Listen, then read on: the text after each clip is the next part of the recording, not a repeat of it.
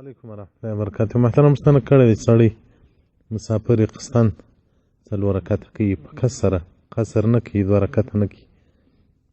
نو محترمه هدایت جلد اول صفحه 146 کتاب المسافر هغه وایي که سړی قسطن 4 رکعته لمونځ وکړي خو